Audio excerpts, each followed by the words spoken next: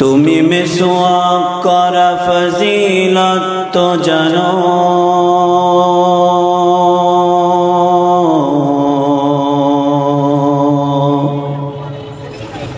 খাবার শেষে মিষ্টি মুখের হাদিসটাও মানো।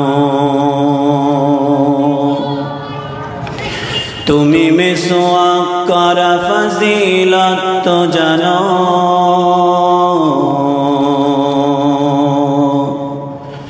খাবার শেষে মিষ্টি মুখের হাদিসটাও মানো। শুধু হক কথাটা উচ্চ স্বরে বলতে পারো না, অন্যায় দেখে বারুদ হয়ে জ্বলতে পারো না। শুধু হক কথাটা উচ্চ স্বরে বলতে পারো না, অন্যায় দেখে বারুদ হয়ে জ্বলতে পারো না। কেমন মুসলমান তুমি একটু ভাবো না, কেমন তোমার ঈমান একটু বলো না। তুমি মিসওয়াক করা ফজিলত তো জানো,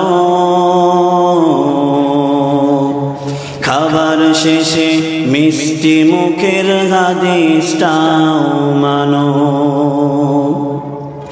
তুমি যে কালেমার দাওয়াত দিলে বুকেতে নাই তুলে, দেখো সে কালেমার দাওয়াত দিয়ে কত জন আজ জেলে। কথা ঠিক কিনা? আওয়াজ দিয়ে আমার সাথে আপনাদেরকে উত্তর দিতে হবে। তুমি যে কালেমার দাওয়াত দিলে বুকেতে নাই তুলে, দেখো সেই কালেমার দাওয়াত দিয়ে কত জন আজ জেলে। উত্তর দেন, কথা ঠিক কিনা? তুমি দুনিয়ার মোহে জীবনের মায়া ছাড়তে পারো না, তুমি দুনিয়ার মোহে জীবনের মায়া ছাড়তে পারো না। প্রভুর রাহে প্রাণ বিলিয়ে দিতে জানো না। কেমন মুসলমান তুমি একটু ভাবো না, কেমন তোমার ঈমান একটু বলো না। তুমি মিসওয়াক করা ফজিলত তো জানো,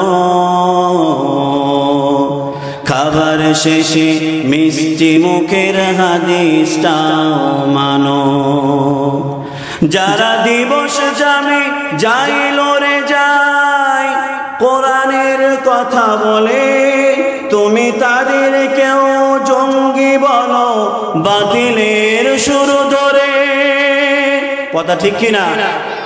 আমাদের অসংখ্য আলেম ওলামাদেরকে বাংলার কিছু মুসলমান জঙ্গি বলে কি বলে না? আওয়াজ দিয়ে বলবেন, জঙ্গি বলে না? বলে না? কিসের জন্য জঙ্গি বলে?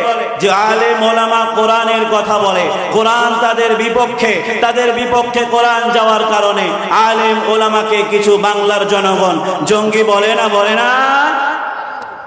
তুমি যে কোরআনের ওয়াজ করলে বুকেতে নাই তুলে, দেখো সেই কোরআনের ব্যাখ্যা লিখে কত জন আজ জেলে।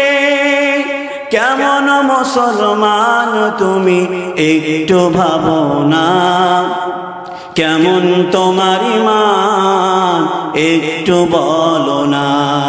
তুমি মিসওয়াক করা ফজিলত তো জানো, খাবার শেষে মিষ্টি মুখের হাদিসটাও মানো। মারহাবা বলবেন না?